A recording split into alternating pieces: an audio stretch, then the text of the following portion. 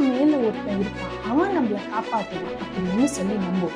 அந்த நம்பிக்கை அந்த கஷ்டமான காலகட்டத்தையும் தாண்டி அவங்கள இன்னும் முன்னோக்கி எடுத்து எப்ப நாம இன்னொருத்தவங்களுக்கு அடிமையா இருப்போம், அவங்க பெரியவங்க நாம சின்னவங்க அப்படின்ற எண்ணம் இருக்கும்போதோ, அவங்க பெரியவங்க அவங்கள பார்த்து நம்ம பயப்படணும் அப்படின்னு மனசுக்குள்ள ஒரு பயம் வரும்போதுதான் நம்ம அடிமையா இருப்போம். படைத்தளபதியா இருக்கும் ஜெய்சிங்கோட ஒரு நட்பு ஏற்பட்டுச்சு. அந்த நட்பு காரணமா பகை மறைஞ்சிச்சு அப்படின்னு பாடலே இருக்கு. சில நேரங்கள்ல அது அப்படியே காலத்துக்கு ஏற்ற மாதிரி கொஞ்சம் கொஞ்சமா எல்லாம் சரியாகி திரும்பியும் பழைய நிலைமைக்கு வரும். அதற்கான உதவிகளையும் வழிகாட்டுதலையும் காளிகாம்பாள் சத்ரபதி சிவாஜிக்கு காட்டியிருக்கா. அடற குழந்தை சுத்தி எவ்வளவு பேர் இருந்தாலும் அம்மா கிட்டதான் ஓடி வரும். ஏன்னா எவ்வளவு பிரச்சனையா இருந்தாலும் அம்மா அதை சரி செஞ்சு வைப்பாங்கன்னு சொல்லிட்டு குழந்தைக்கு இயற்கையாவே தாயின் மீது ஒரு அதீத நம்பிக்கை உண்டு. ஒரு கணவன் மனைவி ரொம்ப சந்தோஷமா இருக்காங்க அப்படின்னா என்ன அர்த்தம்? அதிக அன்பு மட்டும் இல்ல, ஒருத்தருக்கு இன்னொருத்தர் மேல நிறைய நம்பிக்கையும் இருக்குன்னு அர்த்தம். எல்லா உறவுகளுக்கும் அப்படிதான். எல்லா உறவுகளும் ஒரு நம்பிக்கையின் அடிப்படையில தான் அது இன்னும் மேல மேல மேல மேல நகர்ந்து போகுது.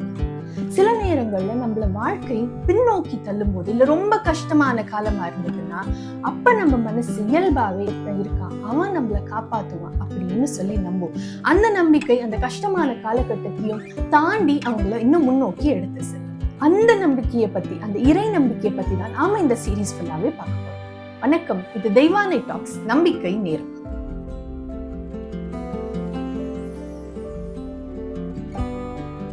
ஒருத்தவங்களுக்கு ஒரு கடவுளை ரொம்ப பிடிக்கும். சிலருக்கு பிள்ளையாட்ட தேங்காயை உடைச்சிட்டு போனா தான் போற காரியம் நல்லாவே நடக்கும்னு சொல்லி நம்புவாங்க. இன்னும் சிலர் முருகனை கும்பிட்டா எவ்வளவு கஷ்டம் இருந்தாலும் சரியா போயிடும்னு சொல்லுவாங்க. அதெல்லாம் இல்லைங்க, அம்மன் தான், அம்மனை போய் கும்பிட்டா ஓம் சக்தின்னு சொன்னா எல்லாம் சரியா போயிடுவோம்னு சொல்லுவாங்க. சிலருக்கு அல்லாவை பிடிக்கும், சிலருக்கு இயேசு மேல ரொம்ப இஷ்டமா இருக்கும், சிலருக்கு சிவபெருமான பிடிக்கும். இப்படி ஒருத்தவங்களுக்கு பிடிச்ச தெய்வம், மனசு ஈடுபடுற கடவுள்ன்றது வெவ்வேறா இருக்கு. யார்கிட்ட இருந்து இந்த நம்பிக்கை நேரத்தை ஆரம்பிக்கலாம்னு சொல்லிட்டு நான் ரொம்ப யோசிச்சுட்டே இருந்தேன். நமக்கு வழக்கமா ஒரு கடவுளை பார்க்கும் போதும் நமக்கு ஒரு உணர்ச்சி வரும். இப்ப சில நேரங்கள்ல முருகரை பார்க்கும் போது ஒரு சின்ன புன்னகை வரலாம். நமக்கு ரொம்ப பிடிச்ச கோயிலுக்கு போயிட்டு பிடிச்ச தெய்வத்தை பார்க்கும் போது ஒரு நிம்மதி வரும். இப்ப சில நேரங்கள்ல இப்ப காளி கோயிலுக்கு போறோம்னு வச்சுக்கோங்க, பெரிய கண்கள், பெரிய நாக்கு, இதெல்லாம் பார்க்கும்போது ஒரு மிரட்சி கூட வரலாம். ஆனா நம்ம மனசுக்குள்ள இருக்கிற பயம், அந்த மாபெரும் காளி சிலையை பார்க்கும்போது அந்த பயம் ஒண்ணும் இல்லாம கூட போகும். சில நேரங்கள் ஒவ்வொரு கடவுளை பார்க்கும் போதும், அந்த தெய்வங்களை பார்க்கும் போதும், நினைக்கும் போதும் மனசுக்குள்ள ஒரு உணர்வு வரும். இந்த கோயிலுக்கு எப்ப போனாலும் சரி ஒரு மாபெரும் அமைதியும் ஒரு சாந்தமும் வரும். ஏன் தெரியுமா? ஏன்னா அந்த அம்மனே ஒரு சாந்த ஸ்வரூபினா உட்கார்ந்துருக்காங்க. எந்த கோயில் தெரியுமா? வழக்கமா காளினா எப்படி இருப்பாங்க? நான் முன்னமே சொன்ன மாதிரி ரொம்ப பெரிய உருவத்தோட, கண்கள் பெருசா, நாக்கு வெளியே வந்த அந்த மாதிரி தானே காளியை நம்ம பார்த்திருப்போம்.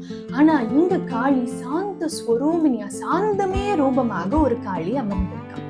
என்னது, காளி சாந்தமா அமர்ந்திருக்காள் அப்படின்னு நம்ம எல்லாருக்கும் தோணும். பெரும்பாலும் காஞ்சி காமாட்சி, மதுரை மீனாட்சி, காசி விசாலாட்சி, இந்த கோயிலுக்கெல்லாம் போயிட்டு வரணும்னு ரொம்ப நிறைய பேருக்கு ஆசை இருக்கும். அதுவும் குறிப்பா வீடுகள்ல இருக்கக்கூடிய பெண்களுக்கு அம்பாள் மீது, அம்மன் மீது ஒரு தனி அபிப்பிராயம்.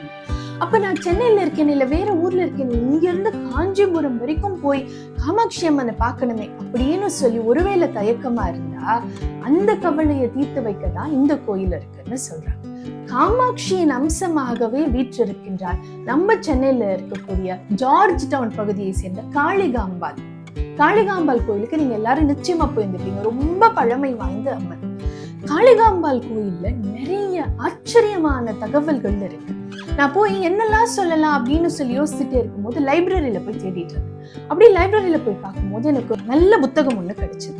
புத்தகம் என்ன தெரியுமா? சித்தர்கள் வழிகாட்டும் ஆலயங்கள் அப்படின்ற ஒரு புத்தகம் கிடைச்சது. அந்த புத்தகத்துல காளிகாம்பாலை பத்தி, அந்த கோயிலை பத்தி ஆச்சரியமான தகவல்கள் இருக்கு. நீங்க வழக்கமா எல்லா மேடை பேச்சாளர்களை பார்த்திருந்தாலும் எல்லாரும் கண்டிப்பா இவரை ரெஃபர் பண்ணாம பேசியே இருக்க. யார் தெரியுமா? மகாகவி பாரதி தான். எல்லா மேடை பேச்சாளர்களும் தொட்டு பேசுற ஒருத்தர் அப்படின்னா மகாகவி. எல்லா மேடை பேச்சாளர்களும் தன்னோட பேச்சுல ஒரு கவிதை சொல்லணும், இல்லைன்னா ஏதோ ஒரு குறிப்பு சொல்லணும், ஏதாவது ஒரு பேச்சிலையாவது இவரோட படைப்புகளை தொடாம பேசி இருக்கவே மாட்டாங்க. மகாகவி பாரதியினுடைய படைப்புகள் அப்படிப்பட்டது. அந்த மகாகவி பாரதியினுடைய படைப்புகள்ல நீங்க பாத்தீங்கன்னா சரஸ்வதி வரதை விட, லக்ஷ்மி வரதை விட காளி தான் அதிகமா வந்திருப்பான். ஏன்னா பாரதிக்கு காளினா ரொம்ப பிடிக்கும். ஏன் தெரியுமா? நம்ம நாடு அப்ப எப்படி இருந்தது? பிரிட்டிஷ்காரங்களுக்கு அடிமையா இருந்தது.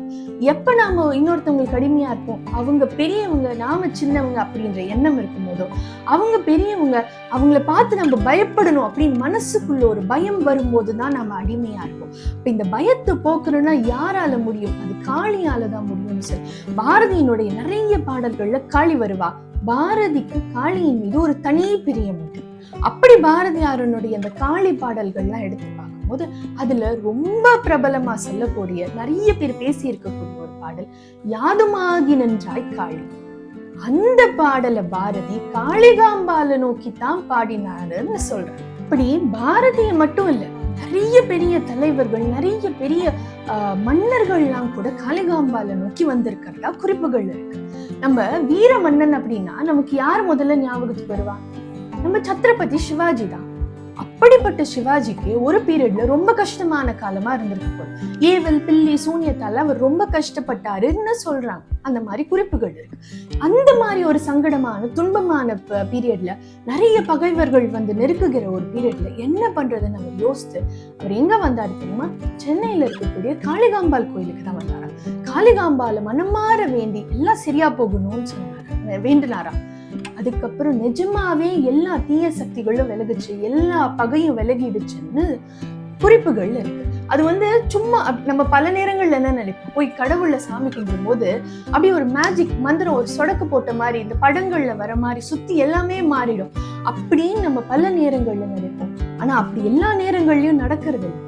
சில நேரங்கள் அது எப்படி தெரியுமா நடக்கும்? நமக்கு இருக்கக்கூடிய கஷ்டங்கள், நமக்கு இருக்கக்கூடிய துன்பங்கள் அப்படின்றது இப்படி ஒரு மேஜிக் மாதிரி மறையிறது இல்ல. சத்ரபதி சிவாஜிக்கு எப்படி தெரியுமா அது மறைஞ்சது? அவரை சுத்தி இருந்த கஷ்டங்கள் எல்லாம் போய் காளிகாம்பால வேண்டின உடனே அப்ப அவுரங்கசீபோட படைத்தளபதியா இருந்த ஜெய்சிங்கோட ஒரு நட்பு ஏற்பட்டுச்சு. அந்த நட்பு காரணமா பகை மறைஞ்சிச்சு அப்படின்னு பாடலே இருக்கு. நம்ம என்ன நினைப்போம், மேஜிக் மாதிரி எல்லாம் சரியாகும்னு நினைப்போம். சில நேரங்கள்ல அது அப்படியே காலத்துக்கு ஏத்த மாதிரி கொஞ்சம் கொஞ்சமா எல்லாம் சரியாகி திரும்பியும் பழைய நிலைமைக்கு வரும். அதற்கான உதவிகளையும் வழிகாட்டுதலையும் காளிகாம்பாள் சத்ரபதி சிவாஜிக்கு கண்டிருக்காங்க. இதுக்காக ஒரு பாடலே இருக்கு. என்ன தெரியுமா? ராயக்காட்டு வேந்தனின் ஏவலும் சூனியமும் மறுத்து ஜெய்சிங்கிடம் உறவு பூண்டால் காளிகாம்பாலேன்னு ஒரு பாடல் இருக்கு. ஜெய்சிங்னா யாரு? அவுரங்கசீபனுடைய படைத்தளபதி தான் ஜெய்சிங். ராயக்காட்டு வேந்தன்னா, ராயக்காட்டு அப்படின்றது சத்ரபதி சிவாஜி அவர் ஆண்ட ஒரு பகுதியை சேர்ந்தது. இதுல இருந்து ரெண்டு விஷயங்கள் நமக்கு புரியுது இந்த சம்பவத்துல இருந்து. ஒண்ணு, அப்படி மேஜிக் மாதிரி எல்லா நேரங்களிலும் நடக்கிறது இல்ல, ஒரு வழிகாட்டுதலோட அதை சால்வ் பண்றதுக்காக ஒரு படிப்படியா அது நடக்குதுன்றது ஒண்ணு. ரெண்டாவது, நம்ம பெரும்பாலும் நம்ம எல்லாரும் ரொம்ப சந்தோஷமா இருக்கிறது யாரோட? நண்பர்களோட தான். அந்த நட்பு தான். ஹவுஸ் ஒய்ஃபா இருந்தா கூட போய் நட்பை பார்க்கும்போது அவ்வளவு சந்தோஷமா இருக்காங்க. நீங்க 35 இயர்ஸ்ல எல்லாம் இருந்தா எதையாவது ஒண்ணு செஞ்சு குழந்தையெல்லாம் அம்மாட்ட கொடுத்து அரேஞ்ச்மெண்ட்ஸ் எல்லாம் பண்ணிட்டு எப்படியாவது போய் ஃப்ரெண்ட்ஸை பார்த்துட்டு வரணும்னு இன்னைக்கு துடிக்கிறாங்க. ஆண்களுக்கு கேட்கவே வேண்டாம், டீ கடை பெஞ்சு தான் சொர்க்கமா இருக்கு. அப்ப இந்த நட்பு அப்படின்றது மாபெரும் சந்தோஷத்தை தர ஒண்ணா இருக்கு. இன்னொன்னு என்னன்னா, பல நேரங்கள்ல நம்ம வாழ்க்கையில இருக்கக்கூடிய பிரச்சனைகளை தீர்ப்பதற்கு கூட கடவுள் ஒரு வழியா, ஒரு விடுதலையா அந்த நட்பை தான் நமக்கு அனுப்புறாங்களோன்னு சொல்லிட்டு இந்த சம்பவத்தை படிக்கும் போது நமக்கு தோணுது.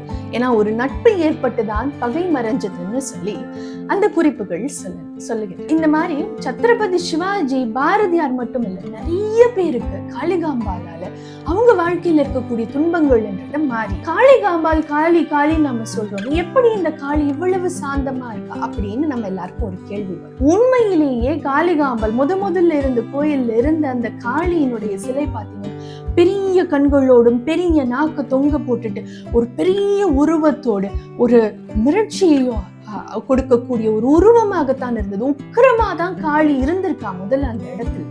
அதுக்கப்புறம் என்னாச்சு, கடல் வந்து அந்த காளிய உள்ள கொண்டு போயிடுச்சு, கடல் வந்து அந்த கோயிலை கொண்டு போயிடுச்சு. அதுக்கப்புறம் சித்தர்கள் எல்லாம் மனித வடிவுல வந்து இப்போ இருக்கக்கூடிய அம்மனை காளிகாம்பால ஒரு சாந்த ரூபமா செஞ்சிருக்காங்கன்னு சொல்லிட்டு இன்னொரு பாடல் சொல்லுது. முதல்ல உக்கிரமா இருந்தவதான் காளி, ஆனா இப்ப எவ்வளவு சாந்தமா காளிகாம்பால இருக்கா. அந்த பாடல் என்ன தெரியுமா? கண்டோம் அன்னை காளிகாம்பாவை உக்கிரமே வதனமாம் வாட்டம் போக்கும் விழித்தம்மோடு சூலமேந்தி கோரமென நின்றாளை வங்கமாதா வயிற்றடக்க கண்டோமே உக்கிரமே வதனமாம் வாட்டம் போக்கும் விடித்தம்மோடு சூலமேந்தி கோரமென நின்றாளை வங்கமாதா வயிற்றடக்க கண்டோமேன்னு ஒரு பாடல். முதல்ல உக்கிரமா இருந்தவள் தான் காளி. அதுக்கப்புறம் சித்தர்கள்லாம் இந்த சாந்த ஸ்வரூபினிய காளிகாம்பால வடிவமைச்சிருக்காங்க. அதனாலதான் என்னவோ நம்ம பெரும்பாலும் கோயிலுக்கெல்லாம் போகும்போது சில நாள் அமைதியா இருக்கும். ஒருவேளை ரொம்ப பரபரப்பா ஏதோ பஸ்ஸை விட்டுட்டோம், ஆட்டோ விட்டுட்டோம் அப்படி சொல்லி வேகமா போகும்போது கொஞ்சம் பரபரப்பா தான் நம்ம கோயிலுக்கு போயிட்டுருவோம். ஆனா காளிகாம்பாள் சன்னதி முன்னாடி போய் நிற்கும் போது எவ்வளவு பரபரப்பா இருந்தாலும் சரி, அந்த ஒரு நிமிஷம் அந்த அம்மனை பார்த்தா ஒரு மாபெரும் அமைதி மனசுக்குள்ள வரும். அதுதான் காளிகாம்பாளனுடைய சக்தி. ரொம்ப கஷ்டமா இருக்கு, துன்பமா இருக்கு அப்படின்னு போய் அவளை அன்றவங்களுக்கு நிச்சயமா அவ வழி காட்டுறா. இன்னொன்னு என்னன்னா, நமக்கு எந்த பிரச்சனையும் இல்லை, எந்த கவலையும் இல்லை அப்படின்னா கூட போய் அவள் சன்னதி முன்னாடி நிற்கும் போது ஒரு மாபெரும் சாந்தம் வருது. அந்த சாந்தத்தை அனுபவிக்கிறதுக்காக, நிம்மதியை அனுபவிக்கணும்னு உங்களுக்கு எப்பயாச்சும் தோணுச்சா, காளிகாம்பால போய் பார்த்துட்டு வாங்க. நீங்க ஏற்கனவே காளிகாம்பால பார்த்திருக்கீங்க, இல்ல காளிகாம்பாள் கோயில் பத்தி இன்னும் நிறைய புதுசான விஷயங்கள் தெரியும் அப்படின்னா கீழே கமெண்ட்ஸ். நன்றி.